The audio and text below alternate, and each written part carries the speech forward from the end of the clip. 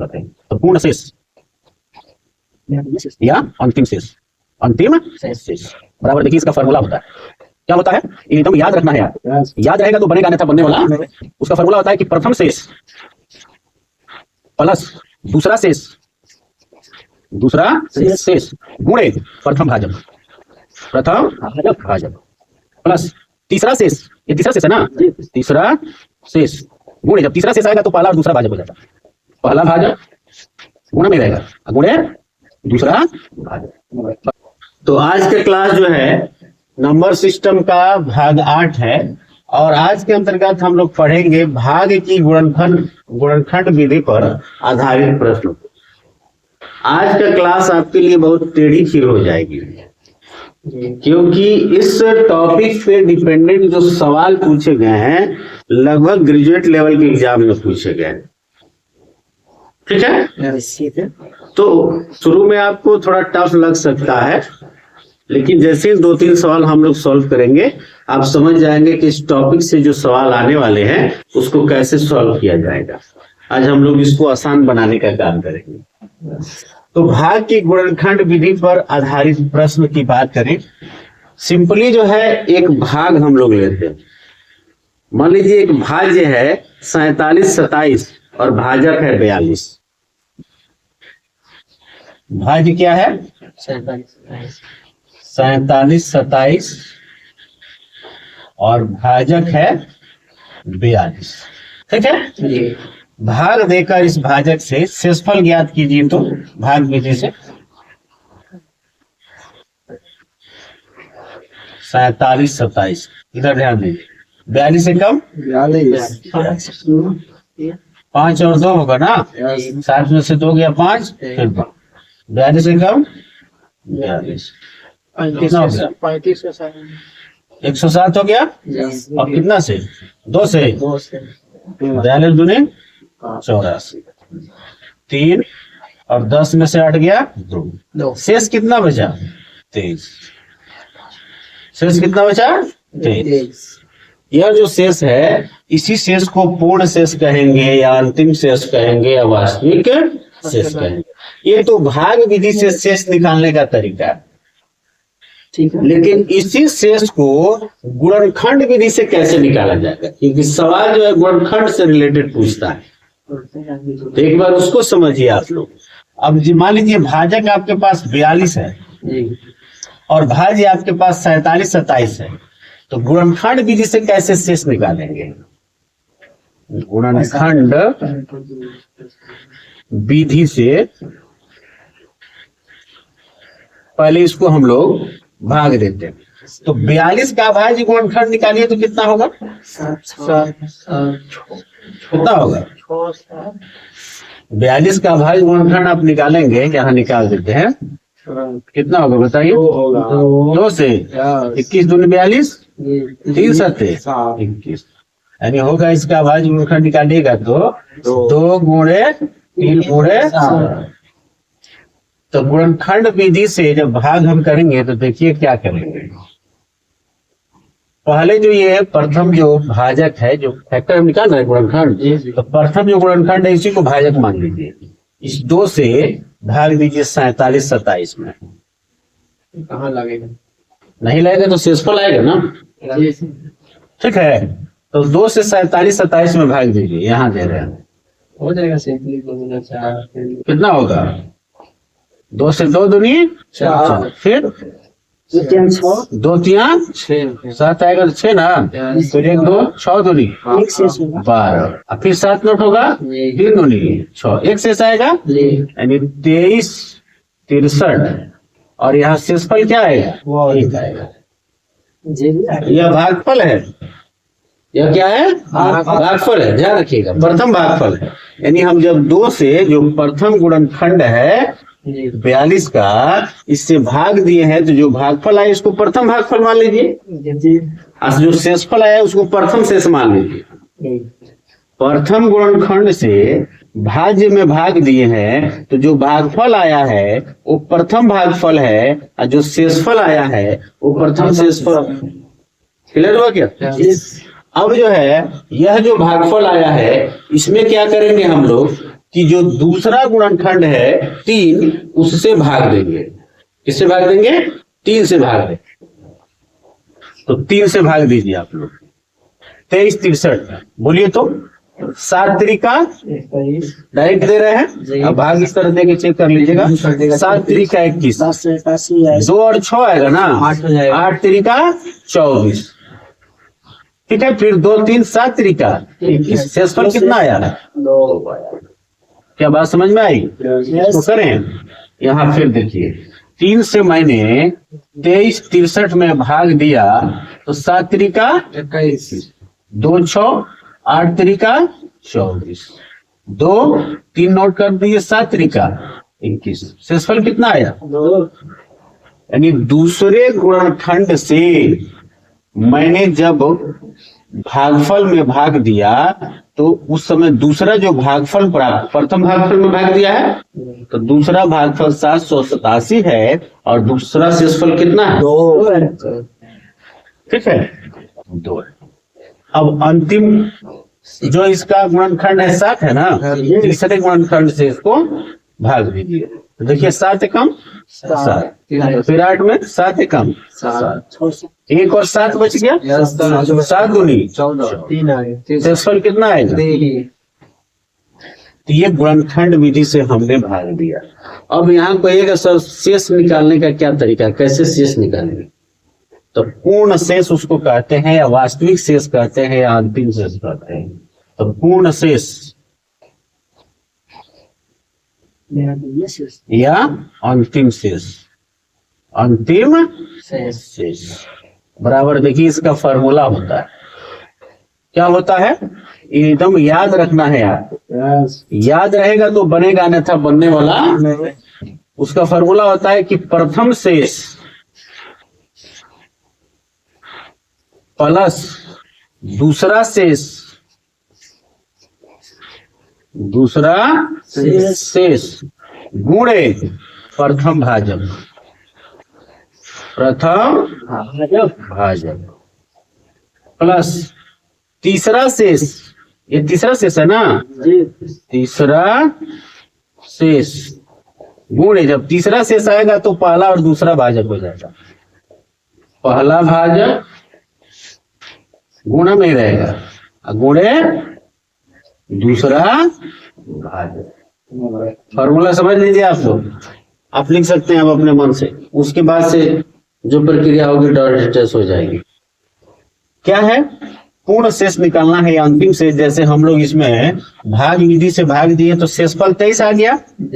ये अंतिम शेष क्या आएगा? हम लोग तो इसका फैक्टर तोड़ के और अलग अलग भाग दिए, फैक्टर विधि से सीख रहे हैं। हो सकता है आपके लिए एकदम आज नया हो, है ना, या आप किसी क्लास में पढ़े हो तो, लेकिन अभी आपको बहुत कम समझ में आएगा। 10-5% समझ में आ जाए काफी है। 1-2 सवाल बनाऊंगा, धीरे धीरे लेवल बढ़ते चला जाएगा, समझते चले जाइएगा कि क्या होने वाला है। ठीक है, तो हम फैक्टर विधि से जब इसको बनाए हैं, भाग दिए हैं, तो इसको गुणनखंड में तोड़े, फिर 2 से भाग दिए, भागफल लिख दिए, शेषफल लिख दिए, फिर इसमें 3 से भाग दिए, भागफल लिख दिए और शेषफल लिख दिए, फिर इसमें जो 7 से भाग दिए, भागफल लिख दिया और शेषफल लिख दिए। पूर्ण शेष या अंतिम शेष ज्ञात करने का फॉर्मूला क्या है? प्रथम शेष प्लस दूसरा शेष गुणे प्रथम भाजक। ठीक है, या प्रथम गुणनखंड, प्रथम भाजक ही तो प्रथम गुणनखंड है कि नहीं है? ये ठीक है। फिर प्लस तीसरा शेष, कौन सा? तीसरा शेष, गुणे प्रथम भाजक गुणे दूसरा।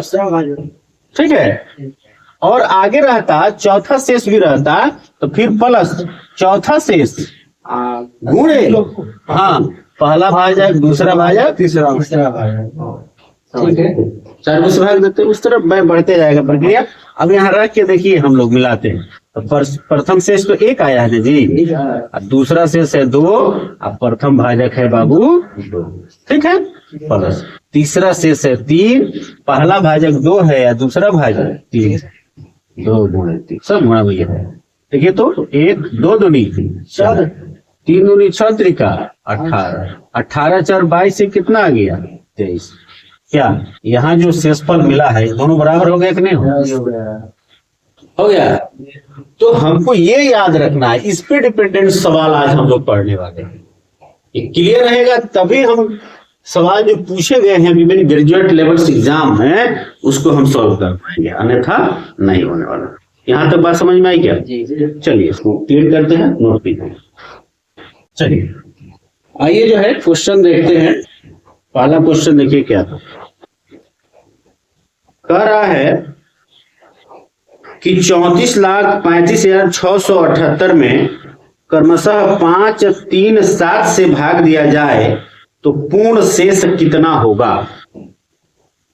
देख रहे क्वेश्चन, 34,35,678 में किससे भाग देना है? 5, 3, 7 से भाग दिया जाए तो पूर्ण शेष कितना होगा? था एक तो शेष ज्ञात करने के लिए, ये सवाल के लिए मैं बता, सिर्फ इस सवाल के लिए बता रहा हूं।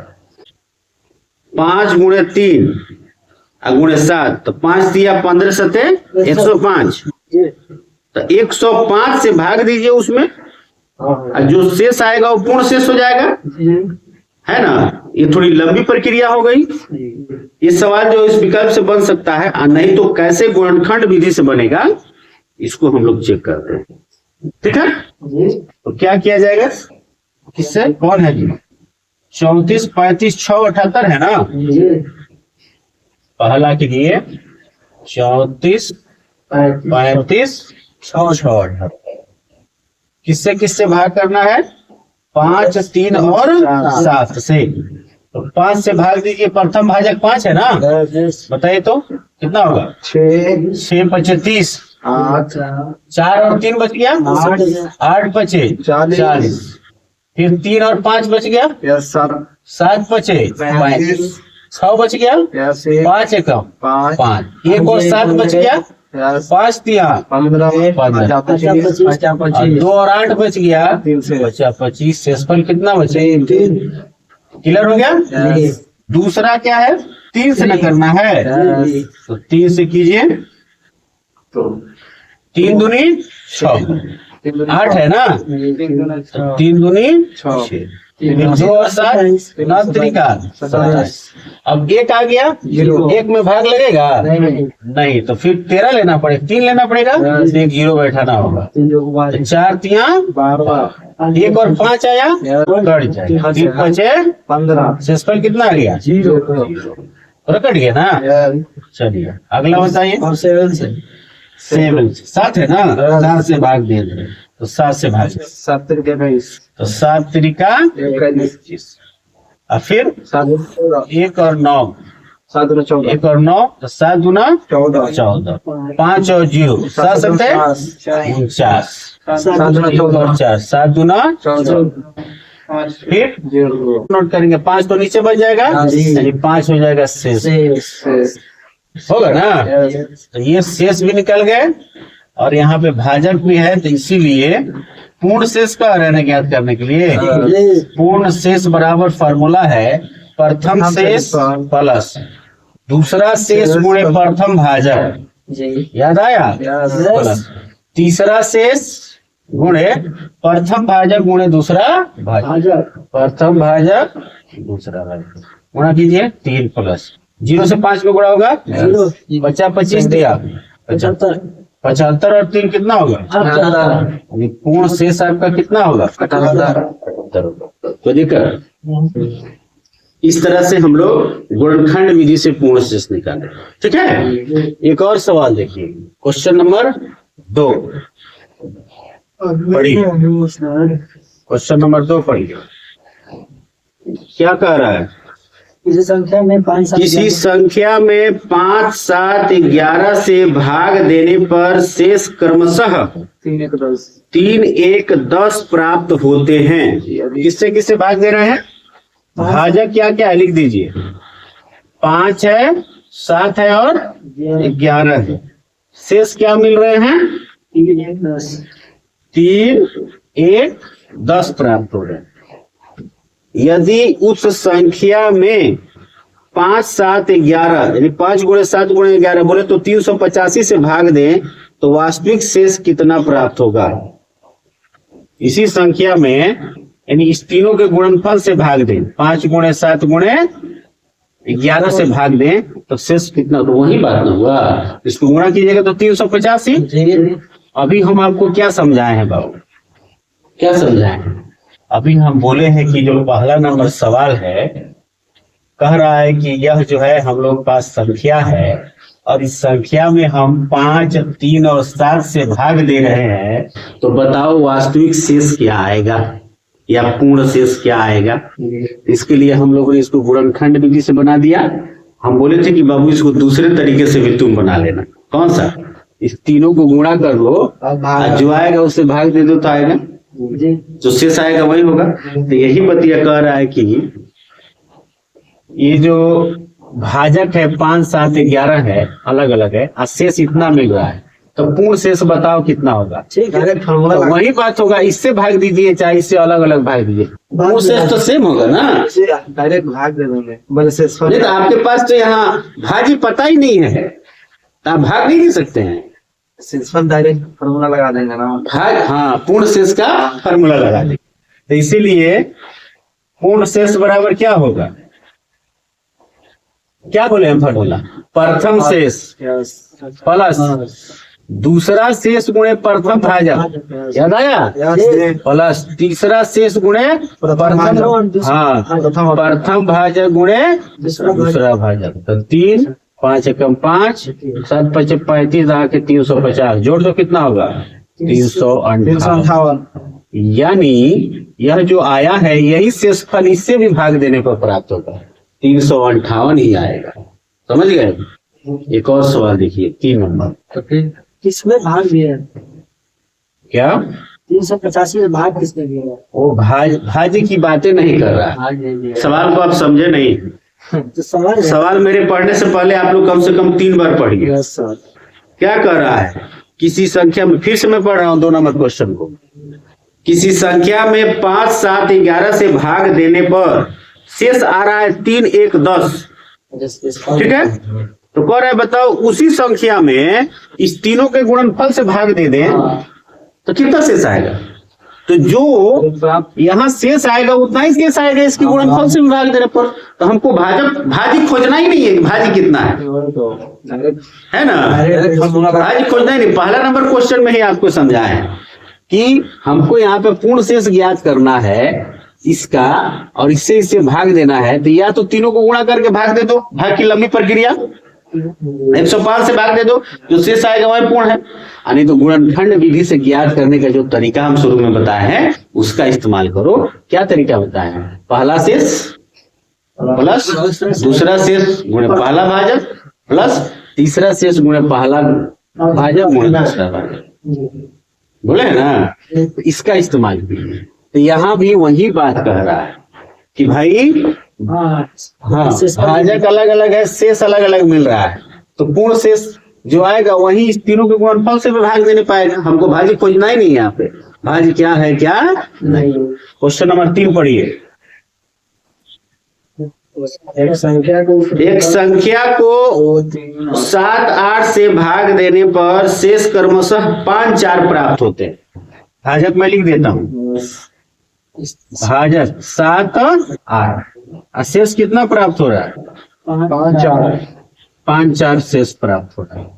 ठीक है, यदि भाग का क्रम उलट दिया जाए, क्या कह रहा है? भाग का क्रम उलट दिया जाए, यानी 7, 8 से भाग कर रहे हैं तो क्रम बदल दे, पहले 8 से करे बाद में 7 से करे।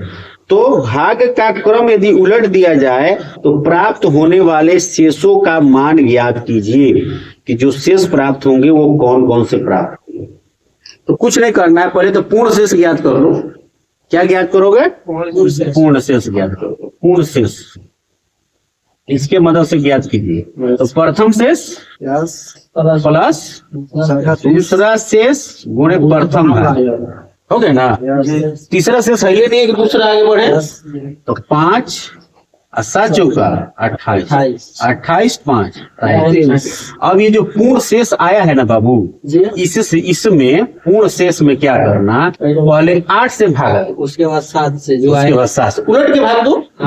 क्रिया उलट के, हाँ, 8 से 2 कितना होगा देखिए तो 8 चौका शेष कितना आएगा 1। अब इसमें किससे भाग दीजिएगा? 7। से 4 में भाग लगेगा क्या? जीरो मात्रा। तो यहाँ भागफल होगा 0 और शेषफल क्या बचेगा? 4। क्या बचेगा? 4। अरे भाई इसको समझा देता हूँ इधर। देखिए 7 से 4 में भाग देंगे, 4 तो छोटी संख्या और 7 बड़ी संख्या है, तो 0 मात्रा में भाग देंगे तो 7 0 0, शेषफल आ गया 4। ये भी भाग है। पता नहीं इस तरह का भाग आप किए कि नहीं किए, किसी बच्चे को देख देखिए मैट्रिक इंटर वाले बच्चों कहेगा तनी हेलो तो जी 12 से भाग करो तो 3 में कहेगा हमको भूलिया रहे हैं, 3 से 12 में होगा कि 12 से 3 है ना? तो लगेगा भाग 0 मात्रा में लगेगा, 0 हो जाएगा। क्या हो जाएगा? शेष यहाँ कितना होगा?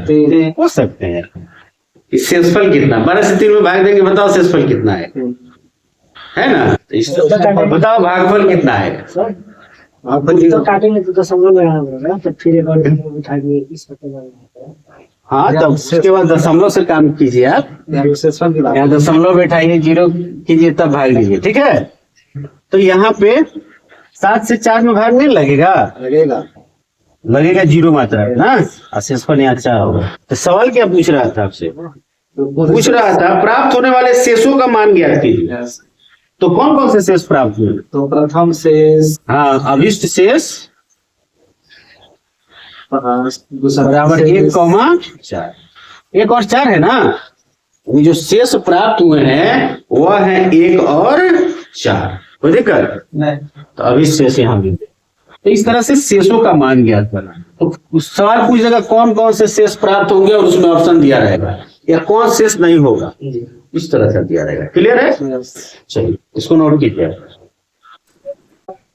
किसी संख्या में 9, 11, 13 से भाग देने, हाँ किसी संख्या में 9, 11, 13 से भाग देने पर शेष क्रमशः 10, 0, 12 प्राप्त होता है। भाजक लिखिए, भाजक है 9, 11, 11 और शेष कितना है? 10, 12, 10, 0, 12 प्राप्त होते हैं। यदि भाग का क्रम उलट दिया जाए तो पूर्ण शेष कितना होगा? पूर्ण शेष पूछ रहा है, क्रम उलट दे, 13, 11, 9 से भाग दे, पूर्ण शेष कभी बदलता नहीं। अभी जो 3 नंबर क्वेश्चन बनाए हैं उसमें तो शेष कौन कौन पूछ रहा था तब ना निकाले हैं कि ये शेष आएगा। उसमें पूछता पूर्ण शेष बताओ, तो जो पूर्ण शेष निकाल दिए थे 33 वही होगा आंसर, है ना? यदि सेम से भाग दिया, जैसे 9, 11, 13 का जो गुणनफल होगा वही 13, 11, 9 का होगा, तो पूर्ण शेष कभी बदलेगा नहीं। हाँ जी, जब फिक्स है तो भाजक सेम से भाग देंगे तो शेष बदलेगा नहीं, यानी यहाँ जो पूर्ण शेष प्राप्त करेंगे वही पूर्ण शेष होगा। क्लियर हो गया? तो पूर्ण शेष बराबर क्रम बदले चाहे पलटे चाहे कुछ भी हो,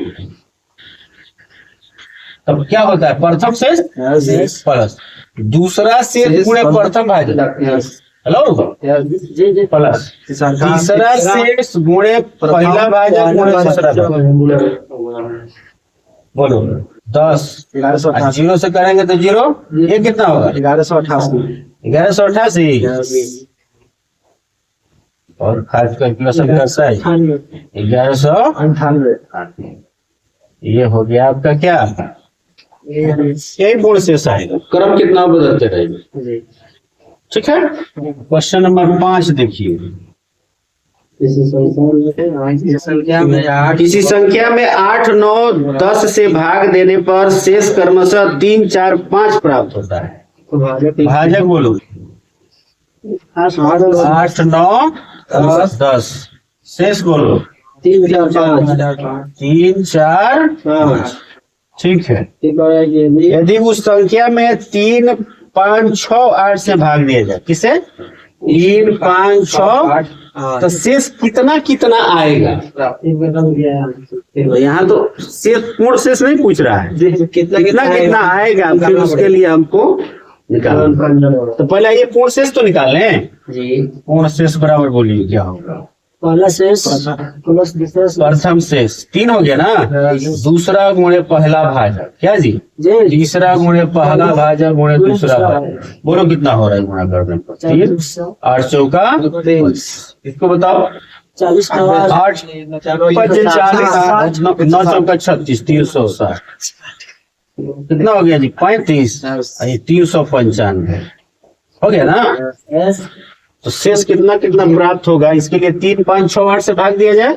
जी 395 में पहले 3 से, 3 एकम 3 त्रिका 3 एकम 3 से 5 से 5 दूनी 3 एक ना 6 बचे शेष पर, फिर 6 से 6 चौका 24 शेष पर, फिर 8 से 8 से लगेगा 8 0 0 शेष पर 4 है ना। तो इसीलिए अभिष्ट शेष बराबर 2 1 4 यही मिलेंगे।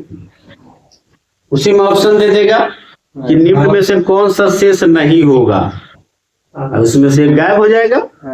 2 1 2 4 की जगह पे वो 7 दे देगा। सवाल इस तरह से ठीक है, ये ध्यान रखिएगा। चलिए क्वेश्चन नंबर 6 देखिए तो, किसी संख्या में 5 7 11 से भाग देने पर शेष क्रमशः 3 1 10 प्राप्त होता है। ठीक है, यदि अंतिम भागफल 114 हो तो वह संख्या ज्ञात कीजिए। थोड़ा सा कैलकुलेशन आपके लिए क्या किया गया है, यहाँ पे बढ़ा दिया गया है। क्या बना सकते हैं आप?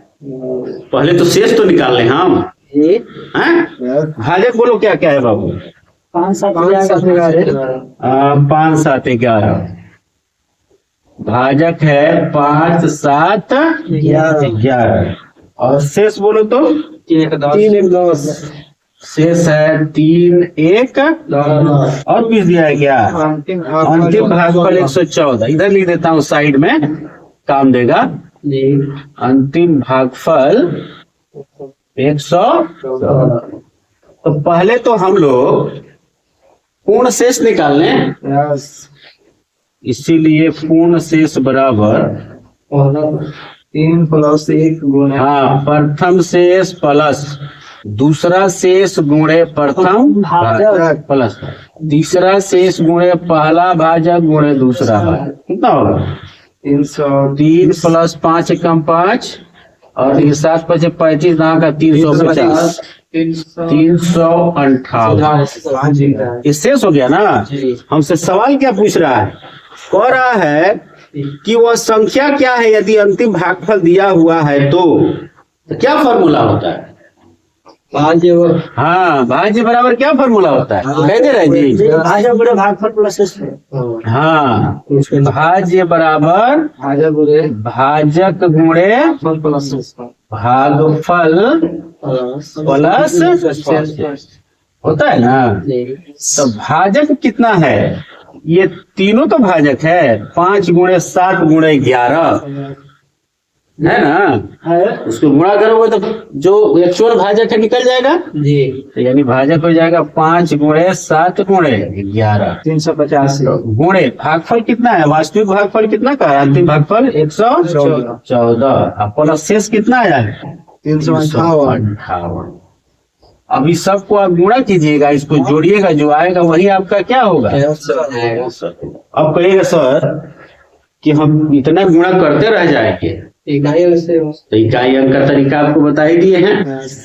मान लीजिए कोई नहीं विकल्प है, यदि उसमें कोई नहीं है, इनमें से कोई नहीं, ये नहीं विकल्प है तो इकाई में गुणा कीजिए। 4 एकम 4 7 चौका 28 2 8 हो गया 8 5 40 जीरो आएगा लास्ट में 0 आएगा और 8 जुटेगा 8 है ना। आप उस हिसाब से देख लेंगे। ठीक है, चलिए इसको नोट कीजिए। आइए कुछ और PYQ देखते हैं। क्वेश्चन नंबर 70 देखिए क्या कह रहा है? किसी संख्या को 3 से भाग देने पर शेषफल 1 आता है। जब इस भागफल को 2 से भाग दिया जाता है तो शेषफल 1 आता है। इन 2 बार देखिए भाजक कौन सा 70 नंबर है ना। भाजक है पहले 3 उसके बाद 2 और शेषफल क्या है? 1 1 आ रहा है। ठीक है, यदि प्रारंभिक संख्या को 6 से भाग दिया जाए तो शेषफल क्या प्राप्त होगा? तो कुछ नहीं है, 6 से, यानी 3 गुणे 2 6 होता है ना, 6 से भी भाग देंगे तो पूर्ण शेष वही आएगा जो यहाँ पे आएगा, तो पूर्ण शेष निकाल लीजिए। इसलिए पूर्ण शेष या शेष बराबर, तो प्रथम शेष प्लस दूसरा शेष गुणे प्रथम भाजक, यानी 1 + 3 = 3 बोले तो 4। तो 6 से भी नहीं, 3 गुणे 2 यानी 6 से भी भाग देंगे तो 4 शेष आएगा, और इस तरह भी 3 और 2 से भाग दिए तो 4 शेष आया। क्लियर हुआ? चलिए, ऑप्शन नंबर कितना है ये? B number. देखिएगा, एसएससी ग्रेजुएट लेवल ना। उसके बाद 71 नंबर क्वेश्चन, यह भी जो है एसएससी ग्रेजुएट लेवल है। किसी संख्या को जब क्रमिक रूप से 4 और 5 से भाग दिया जाता है तो भाजक छांट लीजिए तुरंत। किससे? 4 से और 5 से भाग दे रहे हैं तो शेषफल आ रहा है क्रमशः 1 और 4। शेष आ रहा है 1 और 4। जब इसे क्रमिक रूप में 5 और 4 से भाग दिया जाए तो शेषफल क्या होगा? तो इसीलिए शेष बराबर या पूर्ण शेष बराबर या अंतिम शेष बराबर या वास्तविक शेष बराबर, जो भी नाम इसका रखिए, प्रथम शेष प्लस दूसरा शेष गुणे प्रथम भाजक। तीसरा शेष तो है नहीं। 1 4 चौका 16, 16 1 7। अच्छा, जब इसे क्रमिक रूप से 5 4 से भाग दिया जाए तो शेषफल पूछे जा रहे हैं, पूर्ण शेष नहीं पूछ रहा है, तो कुछ दिक्कत नहीं है। जो पूर्ण शेष आया है इसका क्रम बदल के दे दीजिए भाई। 4 है तो 5 से 5 दिया 15, 2 है ना। अब 4 से 0, शेषफल कितना आएगा? 3। तो इसीलिए अभिष्ट जो शेष होंगे, अभिष्ट शेष वो है 2, 3। कौन है भाऊ? 2 3। देखिए है क्या इसमें? ऑप्शन नंबर सी है। क्लियर है? क्वेश्चन नंबर 72 देखिए क्या कह रहा है। एक संख्या को क्रम से 2 3 तथा 7 अंकों से विभाजित करने पर भाजक है। ये कौन है? भाजक 2 3 7 क्रमशः 1 1 6 शेष आता है। शेष कितना आता है? 1 1 6। ठीक है। संख्या को 42 से विभाजित करने पर शेष क्या होगा? यहाँ पूर्ण शेष पूछा जा रहा है ना, तो 42 से विभाजित करोगे तो वही आएगा 2 3 6 7 42। जो यहाँ आएगा वही 42 से भी आएगा, यहीं पे निकाल लीजिए। इसीलिए अंतिम शेष बराबर या पूर्ण शेष बराबर प्रथम शेष प्लस दूसरा शेष गुणे पहला भाजक। क्लियर है? प्लस तीसरा शेष गुणे पहला भाजक गुणे 1 2 एकम 2 6 दूनी 12 3 36 39। ऑप्शन नंबर देखिए ना, डी नंबर है। D number, Kolkata Bhubaneswar traffic apprentice ना, ये सब पीवाई क्यों है। 73 नंबर देखिए, जब किसी संख्या को 56 से भाग देते हैं तो शेष 29 प्राप्त होता है। कितना प्राप्त होता है? यदि इस संख्या को 8 से भाग दें तो देखिए 8 56 का एक गुणनखंड है ना, 7 8 56। तो जो शेषफल आया उसमें 8 से भाग दीजिए और शेष निकाल लीजिए। तो शेष हो रहा है 29 प्राप्त, इसमें 8 से भाग दीजिए, 8 त्रिका 24, शेष कितना आ गया? 5 आएगा शेष, कोई दिक्कत नहीं। हाँ, उसका फैक्टर होना चाहिए, 56 का फैक्टर है। तो यानी ऑप्शन नंबर बी है ना। ये भी जो है ग्रेजुएट लेवल में पूछा गया है एसएससी। क्वेश्चन नंबर 74 देखिए। देखिए कितना जो है कम समय में बन रहा है कि नहीं बन रहा है? क्यों कम समय में बन रहा है? नहीं, जबकि समझा के हम बना रहे हैं। आप समझ जाए तो और कम समय में बना सकते हैं। कॉन्सेप्ट आपका क्लियर होना चाहिए। 74 क्या कह रहा है? किसी संख्या को 4, 7 से उत्तरोत्तर भाग देने पर शेष आ रहा है 2 1। 4 7 से भाग देना, भाजक है 4 और 7। शेष कितना है? 2, 1 है। यदि उसी संख्या को 28 से भाग दिया जाए तो शेष क्या आएगा? इस तरह का सवाल तो हम 6 आएगा बनाए हुए हैं। तो देख रहे हैं हाँ पूर्ण शेष बराबर तो पहला जो इससे आएगा वही शेष आएगा भाई। 7 चौका 28 ना होता है। तो पहला शेष प्लस दूसरा शेष गुणे 4 यानी प्रथम भाजक 2 + 4 बोले तो 6। ऑप्शन नंबर बी है ASM हैदराबाद। देख रहे हैं ना। चलिए एक अंतिम सवाल 75 नंबर। यदि कोई संख्या 11 और 13 से विभाज्य हो तो वह अनिवार्यतः निम्न में से किस प्रकार की होगी? 11 + 13 से विभाज्य होगी, बी में 13 - 11 से विभाज्य होगी, सी में 11 × 13 से विभाज्य होगी और डी में 429 से भाज्य होगी। तो 11 और 13 का गुणनफल कितना आएगा? 143 143। 11 × 13 से तो विभाज्य होगी ही, क्योंकि कोई भी संख्या अभी हम बात कर रहे हैं यदि 2, 3, 7 से विभाज्य है इसका मतलब 2 × 3 × 7 से भी विभाज्य हो जाएगी। नहीं, तो 11 और 13 से विभाज्य है इसका मतलब है 11 × 13 से विभाज्य होगी। उसका हम लास्ट वाले का गुणा चेक किए हैं।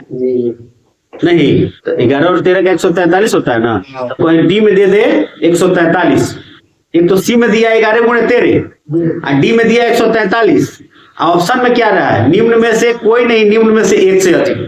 130 हो जाएगा। तो बच्चा क्या करेगा? कर 11 × 13 यहाँ आइडिया मार देगा, ठीक पता चलेगा कि आंसर उसका गड़बड़ हो गया।